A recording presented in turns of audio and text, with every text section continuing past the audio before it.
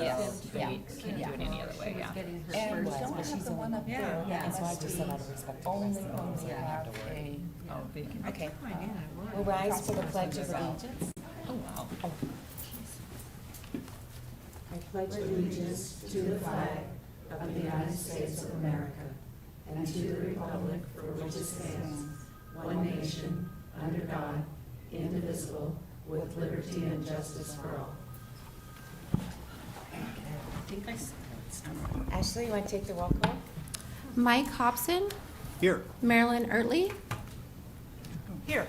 Deborah Nelson, Here. Dawn Vanny, Here. Jan Schweddy, Here. Jessica Stickles, Here. Michelle Blythe. Here. Madam Mayor, I move to approve the agenda as presented. Second. Question? All those in favor? Aye. Any opposed? Okay, and before we start, I'll just remind you, when your microphones, to make sure they're on green when you're going to speak. Then that way it gets picked up well. All right, so we'll move into our workshop, and our first item this evening is the Parks and Recreation Master Plan Update and Impact Fee Study. Sarah Lopez. Good evening, City Council and Madam Mayor. So tonight, I'm excited to present a professional service agreement for a Parks and Recreation Master Plan Update and Impact Fee Study.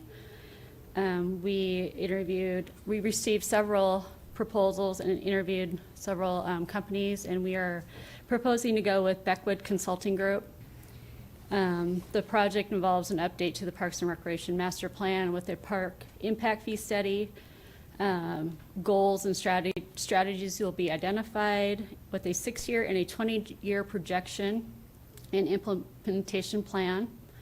It will include public outreach, updating demographics and the inventory that we have, determining our levels of service ratios, projecting our future facility needs, repair and replacement costs, an ADA plan, and assessing impact fee revenue potentials. This need was discussed at the City Council retreat, and we are recommending contracting with Beckwood Consulting Group. Yeah, I have a question. I probably know the answer to this, but when they're looking at the parks, you know, we have 23 parks, so they're gonna look at all of those and say, okay, this may need to be done here, or we need to put more equipment, or It's going to be a thorough investigation into our parks, potential future parks, all the inventory we have, and how that compares with the industry standards currently, and how the parks are placed in the different areas of the city in an equitable way. And so they're gonna look at the one where we're proposing that Right. And Smoky Point. Right, and there'll also be chance for City Council to put their thoughts into this process. Okay. So that'll be one of the first things this group will do. Okay, excellent, thank you. Okay, Marilyn, go ahead. I was just wondering, how long do you think this process will take? They have it outlined in approximately 7 months. 7 months? Mhm. Okay. The final recommendation to City Council in 7 months. Thank you. Any other questions or comments? Michelle? Have we, in the past, have we done this before? Since I've been here, we haven't done a professional consultant plan. We've done it in-house. It's exciting, It's right? super exciting. Yeah, you were sharing when we went on the tour with you, and I think it's really exciting to get a professional in to analyze everything, compare with other cities, so. Mhm. They're going to do a real deep dive into Yeah. it, so I think It's it'll be nice. really good. Thank you.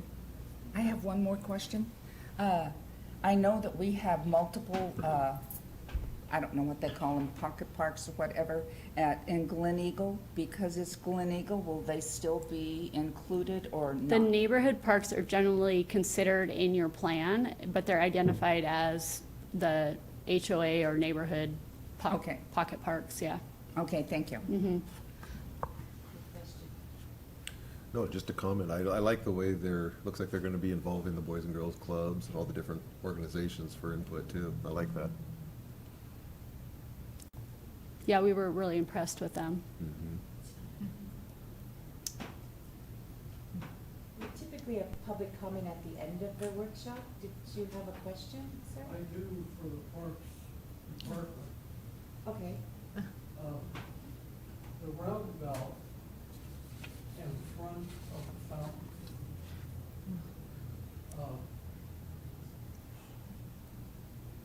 If you're coming west on Division,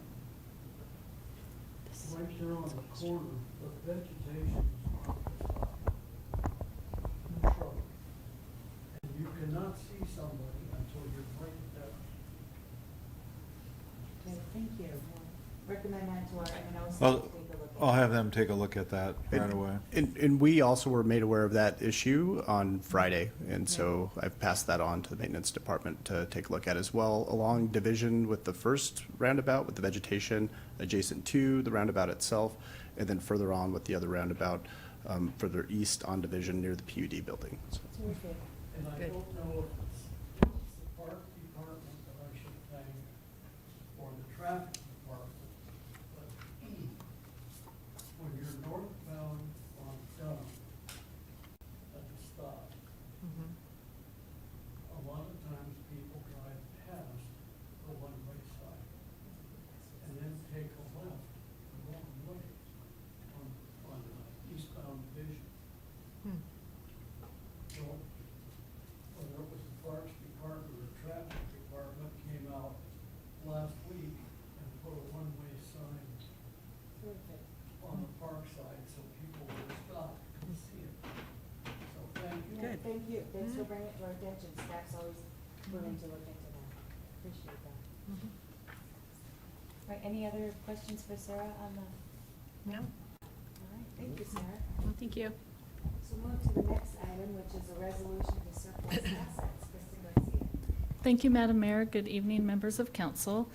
Before you tonight is a resolution to declare surplus assets in the fire and EMS department that are related to the annexation. Now, these are the same assets that you saw in the transitional documents that you approved earlier in the month, but city policy does require that prior to any sale, transfer, or other disposal, that those assets be declared as surplus via resolution. So this may be a little redundant, but I wanted to err on the side of caution, make sure that we wouldn't have any audit issues. So that's why I'm bringing the resolution forward. So I'm happy to answer any questions. Any questions? That was a pretty thorough. Yeah. Yeah, pretty thorough. Yes, I'm fine. Thank you, Kristen. Okay, thank you. Okay, the next item is the low bid award for the Smoky Point Boulevard Pavement Preservation Project. And Paul is standing in for Jim Kelly this evening. Thank you, Mayor. Yes, this item is transportation item. It's road preservation project that we were awarded a grant from Puget Sound Regional Council for. This will be a resurfacing of Smoky Point Boulevard from the southern city limits to 174th, so kind of there in front of Lowe's and through the intersection north of 172nd.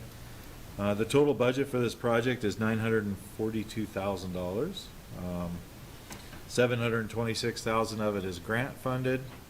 We did a public bid opening on July 6th, and Cadman Materials is the apparent low bidder at $665,020. I want to add that this project was also spec'd out to be nighttime work, so it'll won't have as much of an effect on traffic in the Smoky Point area, performing the work in the evenings. Deborah?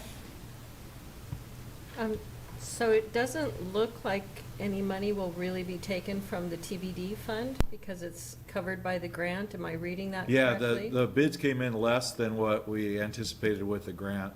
I should have mentioned, there's also some ADA work that's gonna be involved in there, and Jim and I talked about perhaps, some other work, since we do have some more funding down for that project, that Okay. things we could get done. There'll also be some project management for the construction management that'll be added to that. Okay. So it'll go up a little bit more for that contract, but yes, we're within the grant funding. So it won't drain the TBD budget very much at all? No. That's good. Yeah. Thank you. Any other, Jen? Yeah, I have a couple of questions. First of all, do we know when they're going to start, and then how in-depth are they going to let everybody know it's happening? Because I know with Smoky Point Boulevard, and especially at the intersection, you'll get people from, I swear, all over the county. And so how do we get that information out that this is going to happen? Because even if they do it at night, there will still be disruptions, so. Yeah, and that'll be part of the job of the project management firm, will be to do public outreach.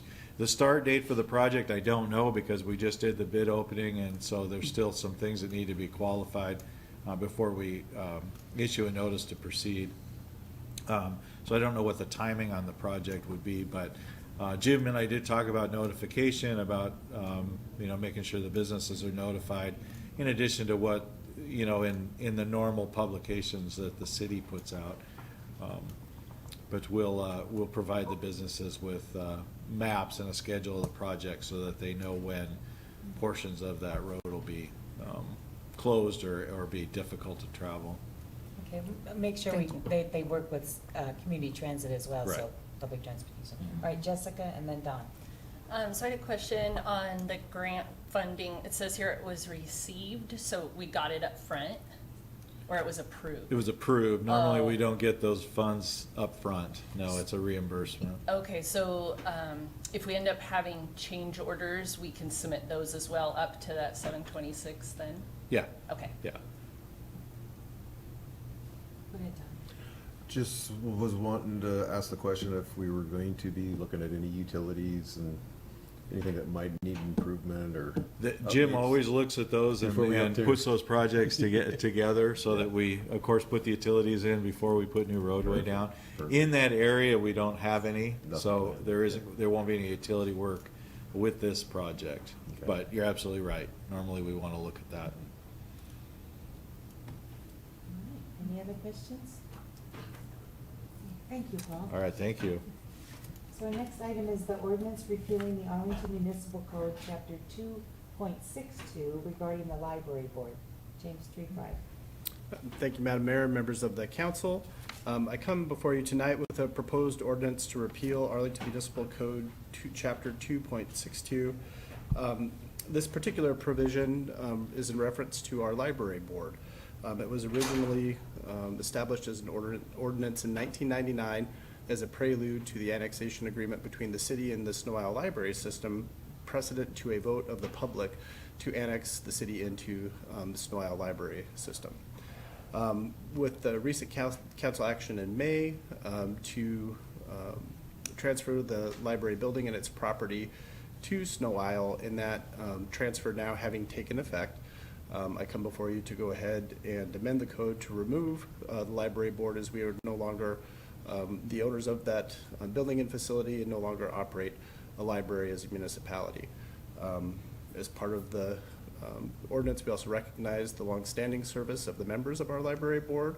I'd also like to publicly voice my appreciation for the Friends of the Arlington Library, and we've kind of provided them with different outlets for service in terms of potentially participating as members of the Snow Isle Board.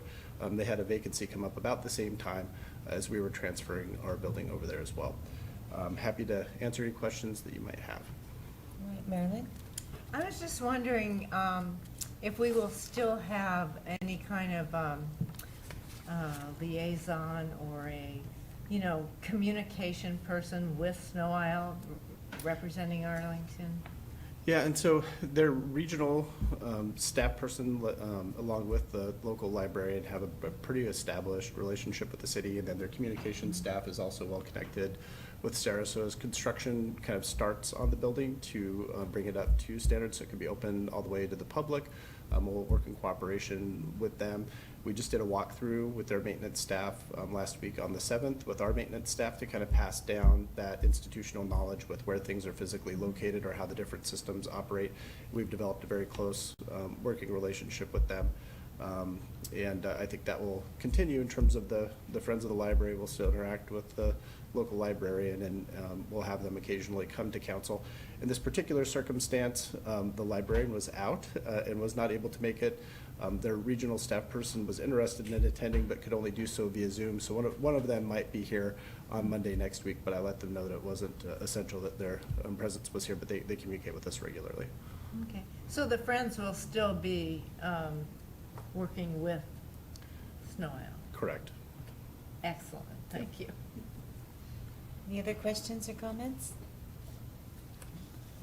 All right, thank you, James. We'll move on to your next item, which is the ordinance amending Chapter 2.04 of the Arlington Municipal Code regarding compensation and expense reimbursement for elected officials. Thank you, Madam Mayor. And again, council people, I come before you tonight requesting amendment. This is of a specific section of the code in Chapter 2.04, specifically Chapter 2. Section 2.04.027 related to expense reimbursement.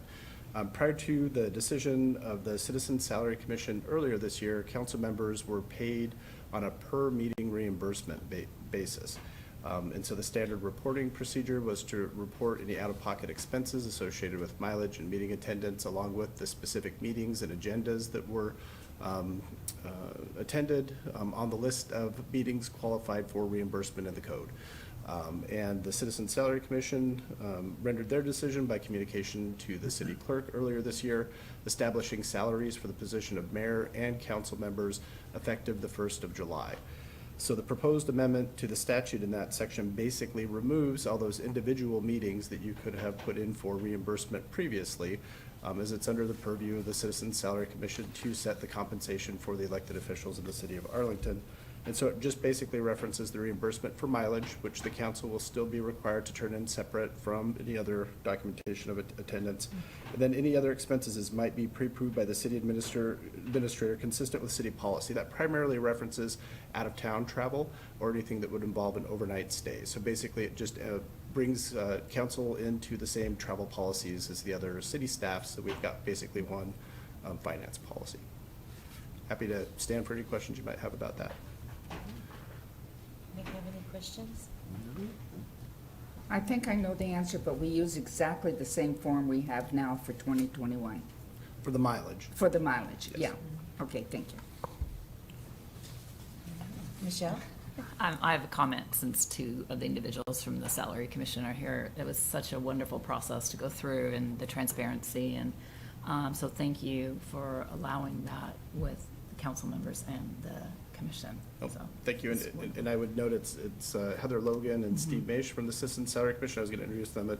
I've got many things on the agenda tonight. Was going to introduce them a little bit later with some of the specific recommendations that they made. But I appreciate your acknowledgement of that. We do appreciate all the elected officials with their participation in that work this year too. It ended up with a better product because of that. So thank you. Any other comments on that one? No. Okay, we'll move to your next one. James is busy cleaning up our code. It's the ordinance to amend Chapter 2.48 of the Arlington Municipal Code regarding the Civil Service Commission. Madam Mayor, members of the council, again, another amendment to the Arlington Municipal Code. This particular ordinance deals with our Civil Service Commission. Right now, we currently cover career fire service and career police service positions in the city with our civil service. With the merger of the fire department to the North County Regional Fire Authority, we'll no longer have a fire department in the city, and as a result, the code needed to be amended to revise itself, to be revised to remove those references to the statute that specifically covers full-time career fire service personnel, and basically removes reference to fire personnel in the fire department from the existing provisions in the code.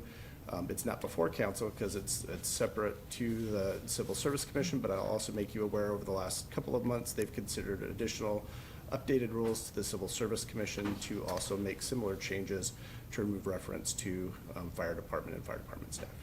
And happy to stand for any questions you might have. All right, any questions?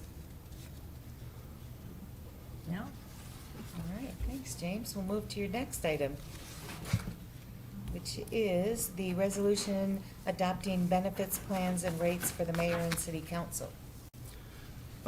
Thank you, Madam Mayor, members of the council. And it's at this point I would also recognize the members of the Citizen Salary Commission that are here before you tonight. The last two things I have on the agenda come from specific recommendations from the Citizen Salary Commission as part of their work earlier this year. The Citizen Salary Commission is enabled by code to set the salaries and per diem reimbursement rates for the city council and can make recommendations, but does not have the ability themselves to confer the ability for elected officials to have benefits, and then also kind of accounting for meeting attendance in the next agenda item. So this comes directly out of the conversation that we had with the elected officials and the final recommendation of the Citizen Salary Commission to offer group benefit participation to the elected officials with a contribution level set at the position of mayor and a different contribution level set for the positions of council member. The benefit offerings would be through the Association of Washington Cities, and they would be the same medical, dental, vision, and employee assistance programs that are offered to the non-represented employees in our AFSCME bargaining unit.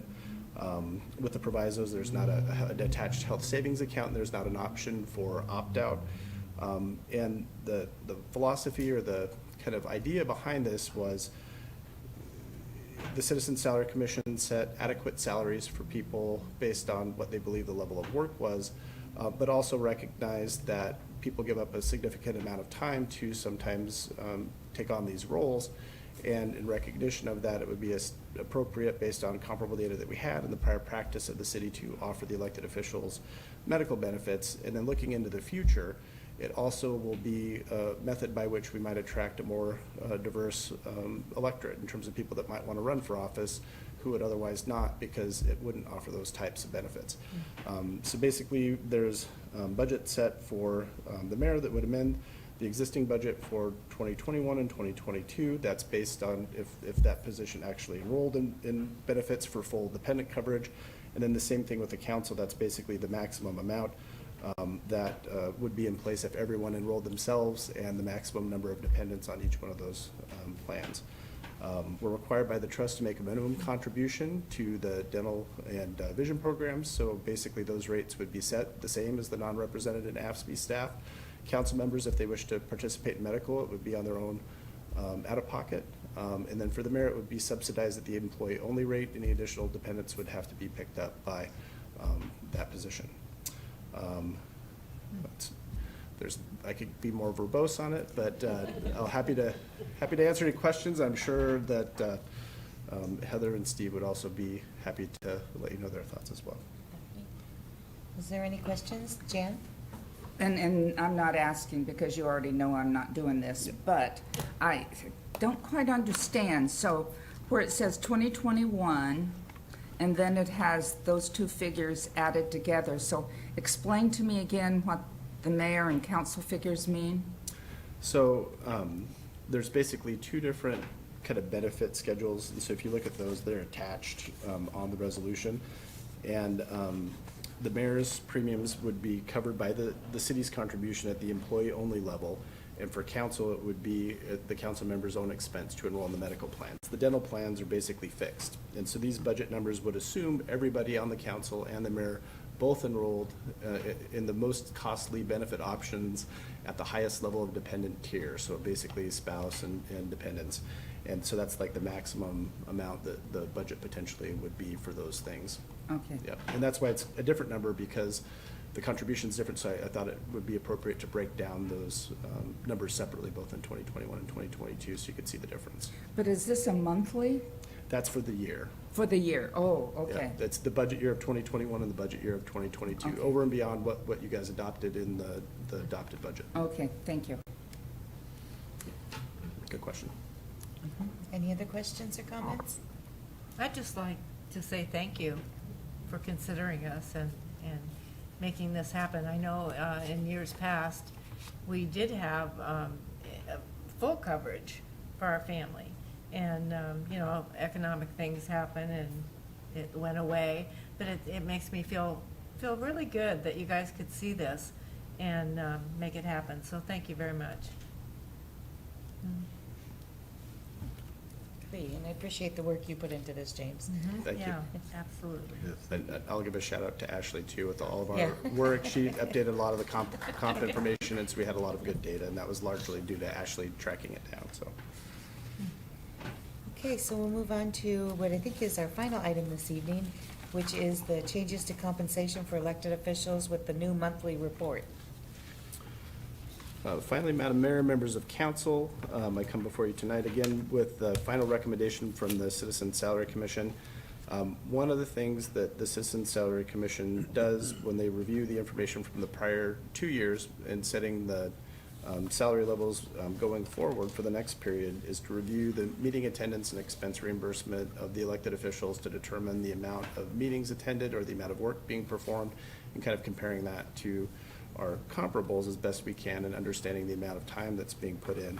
With the change to a fixed monthly salary, not requiring provision of additional information or agendas associated with the meeting attendance that the elected officials do as part of their official role, the Citizen Salary Commission thought it would be appropriate to adopt some kind of template reporting mechanism so that there's a record that council can make of their meetings attended. And this would be different than the mileage reimbursement that you turn in. You'll still have to turn in a mileage reimbursement for finance and the auditor if you're driving to a meeting. But this would be basically if you attended a Zoom meeting or a training or a conference. And it's a Excel spreadsheet, so you can add on rows to go ahead and get additional space if you need, or add on different things that you have as a default in terms of the meetings that you attend regularly. And on the back side, there's an open text box, and you basically can format that how you would like. So you can make general notes, you can kind of have predefined sections based on the nature of the outside meetings that you attend on a regular basis as elected officials. And it's meant to be as simple and easy to use as possible. We talked with council in small groups and went through and experimented with this and took some of that feedback that we got. And so the intent is basically for you guys to use this as a tool to keep track of things and kind of make that as part of the official record every month. The idea would be it would be due at month end to the clerk so that it could be included in the information that's available for everyone to view. And with that, again, happy to answer any questions you might have. Hey, anybody have any questions? I think we've all received the form a week or so Yeah. ago, so we could play with it. I don't have a question, I just wanted to let the rest of the council know that I've started mine, and it is an Excel spreadsheet, and it did take me actually asking for a little help, because I do have, I've already finished my whole line this month on community transit, so, and I was asking James if I could, because there's extra spots, and it's been a while since I've actually moved anything with Excel. So it took me a while to maneuver around, but it You works. did. Yeah. And you can make them to where you can describe what, if you're having a meeting at the same organization 2 or 3 times, like I'm sure Barb does, then you can make the squares bigger and everything. It'll be an experiment for everyone. Yes, it So, will be. you don't know until you try and you do it. and Yes, you we think, know where you okay. live. And it's basically formatted to fit on an 8.5 by 11 sheet of paper. And so if you can generally add rows as opposed to columns, that would be appreciated because it'll just make it longer, but in a standard format for us to scan into PDFs or to otherwise document. So, and we are happy to help you in any way you need Yeah. to go ahead and get your individual format set up. And James, could I just add that your goal is to have the council turn this in at the end of every month? Correct. So we tried to make it easier, so we'd like to see these monthly. I want to be clear on that. Yeah. Well, and my question is can we email them to, you said the clerks, or Wendy, or do you want printed? I think in this particular circumstance, that's up to you in terms of how you want to adopt it as a practice with council. I think email would be perfectly fine Okay. to get it to the clerk that way. You could just, in the signature line, say sent via email. If you're more comfortable dropping it off in paper, we can scan it up that way too. Okay, thank you. Yep. Okay, just clarification, so at the end of the month, but sometimes the end of our month for a council meeting is before other meetings during the month, so is this maybe the first meeting of the month? Well, I would try to get your personal schedules to have them in by the 30th or the 30th of the month. You're gonna know your meetings, just to at least get them to the city clerk, and then we can assemble them, so, Okay. yeah, good question. All right. We can do it, I know we can. Okay. And I will just, as a reminder, just say that if you do have an expense report for mileage or other fees, please do turn those in monthly. It really helps us with the budgeting to keep on track. And specifically with this transition, I think I emailed out all of the elected officials as well and requested if you have outstanding reimbursement requests or mileage requests, if you could get those in before we go to August recess, that would be very helpful. And Jessica and accounts payable will get those processed. Yeah, that's on my list, thanks, James, but I sent an email out to council about a month ago, and I wanted to make a reminder tonight that please get your expense report up through June in by the end of this week. That was the deadline when we sent the email out. Okay. And I didn't have my mic on, I just got in trouble. That's why we sat you next to the lawyer. Thank you, Paul. While your mic is on, do you have any administrative reports this evening? No, ma'am, that was the only thing I wanted to mention. Okay. I just want to thank the staff and the council members who worked the street fair booth this weekend. It was great to see so many people out and about and moving about and in downtown. And high compliments to Sarah for setting up the play booth, as it was well received. So thank you for that. Are there any comments from council members this evening? Jan? Yeah, I'd like to thank Sarah, too. There are so many things with activities in Arlington that simply would not happen without Sarah. And I was lucky enough to get her as a partner. And one of the things that I'm going to pass along that Richard Neff, am I saying that right? Yeah, was telling Sarah was that there were so many people in town. And Friday, in his store, he alone, not the rest of his employees, but he alone handled 140 transactions. So it wasn't just a matter of the street booths. Our businesses here in town really, yeah. It's It good, was- we've missed that. Yeah, That's it was terrific. really great. I had never heard anyone say that, and there was, I know people wanted out. They were so tired of being in, and they got to come out. And actually, I thought they were pretty good. They didn't cluster, and they sort of kept, I mean, yeah, the families were together, but they did not crowd in and everything. And, It's such a great opportunity for us Yes. to answer questions directly to citizens Right. who bring things to our attention, so I Yes. really appreciate that interaction.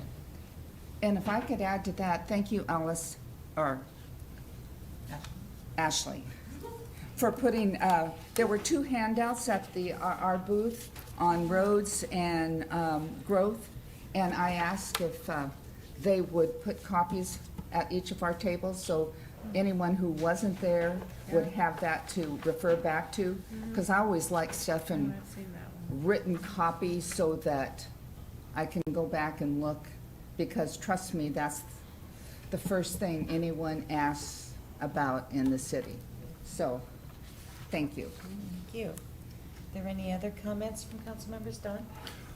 Just one comment. I know all of us received an email Friday from Mr. Rowland on handicap parking. I think I've brought this up once before about, I'd like to see, oh, you didn't? No.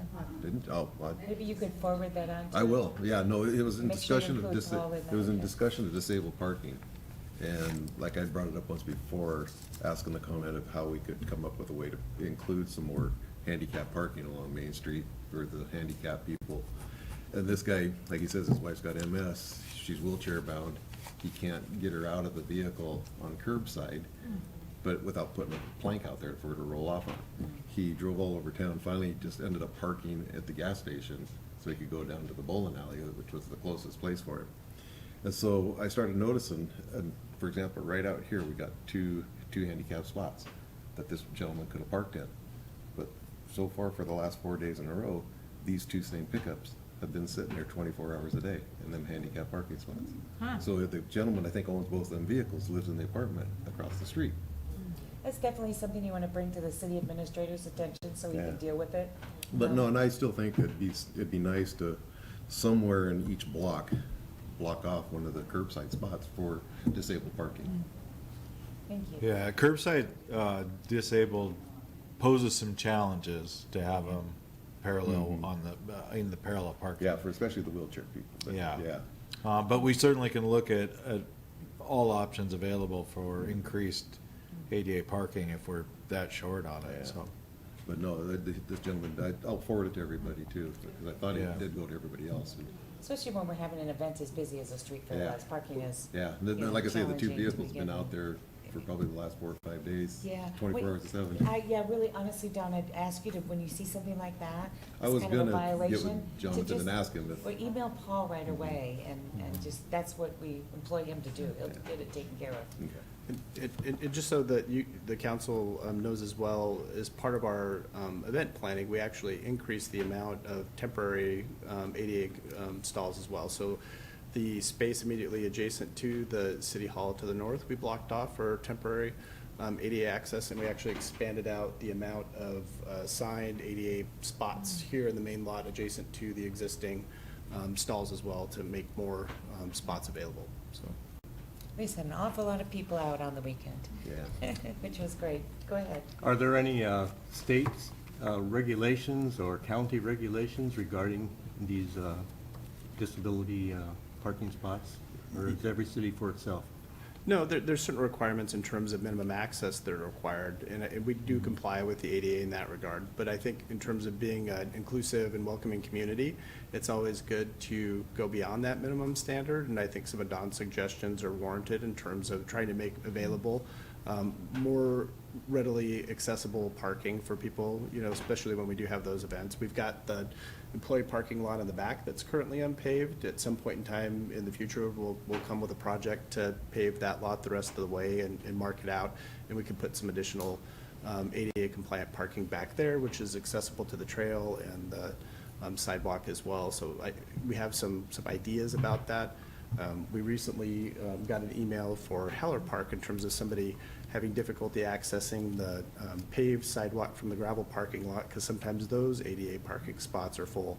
So we arranged some of the rock border to make it easier for them to get their loved one out of the vehicle and onto the splash pad. So we are responsive to those things when they come up, and happy to take suggestions in terms of the public comment. And as the mayor said, if you have a specific issue or an observance like that, we're happy to refer that to the police to follow up as well. Thank you. Thank you, Don. Any other comments from council this evening? Okay, we didn't have anybody who signed in to speak to us on Zoom, so if there are any members of the public here tonight that wish to speak to the council, this is the time. I ask you to limit your remarks to 3 minutes. Go ahead. Sir, I'd ask you if you could go to the podium and we'll get you a microphone, because we want to make sure that we pick the audio up, and it's really hard to pick up from the seat. So if you could go to the podium and we'll put a microphone up there for you, it would be great. Thank you, Paul. Yeah, my name is Everett Lewis, and I live on the corner of Division and Dunham.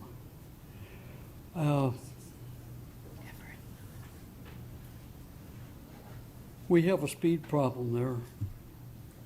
They've been out with the tube recorders several times, and we still have speed problems.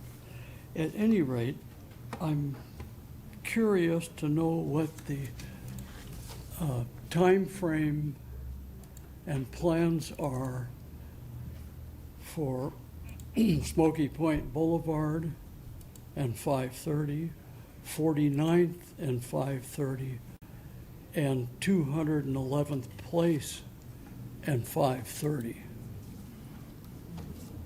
So you want to know the specific dates the construction will start? Is that what you're asking?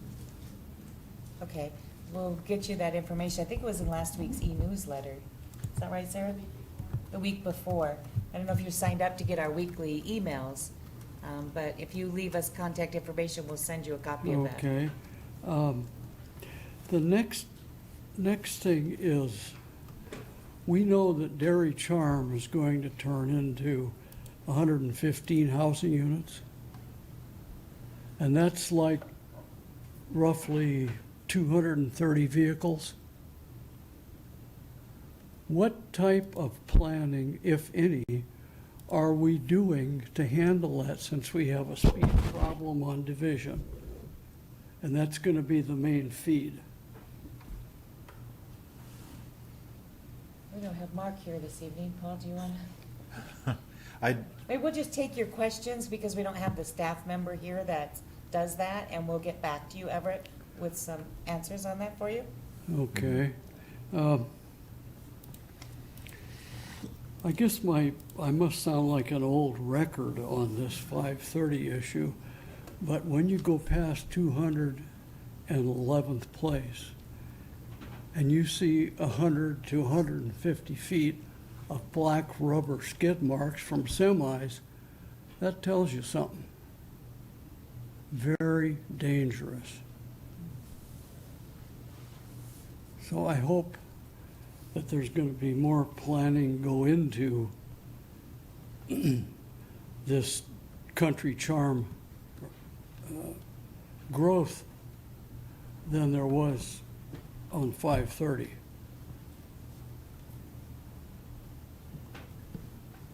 Thank you. May I say something too? Sure.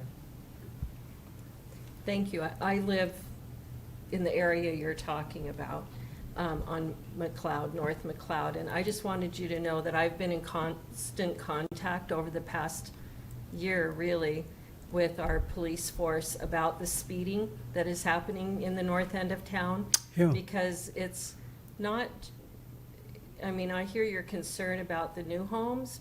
A lot of those will be families, but what I'm seeing is a lot of vehicles using Division and that roundabout as a shortcut from 530. Right. And they're drifting around the roundabout.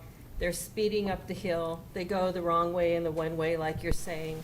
They're running the stop sign at 5th and North McLeod.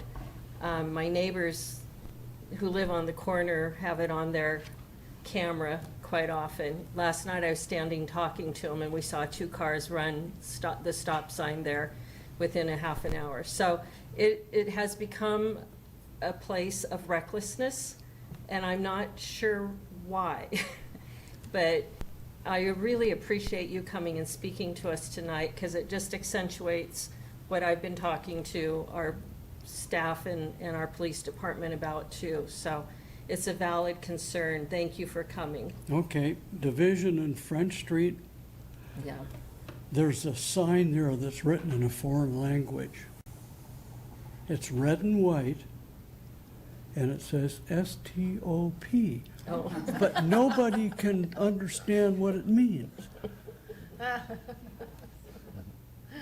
So, and again, I want to thank whoever the group was that came out and put in the one-way sign on the through shot between the 2 parks.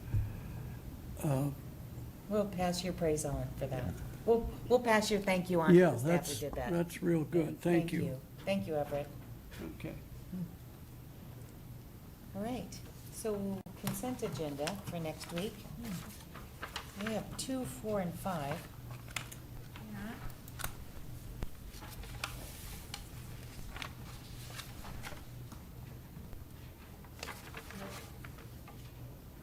I thought that too, but I'm thinking maybe if there's something in it that's gonna give us a raise, we should probably have that on the full agenda.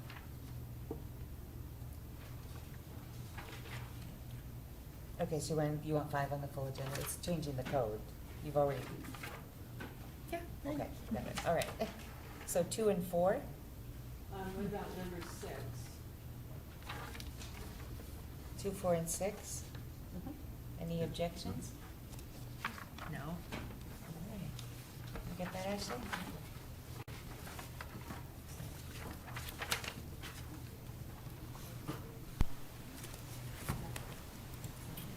I'm guessing no executive session? Okay. Madam Mayor, I move to to adjourn. Second. Question? All those in favor? Aye. Aye. Meeting adjourned.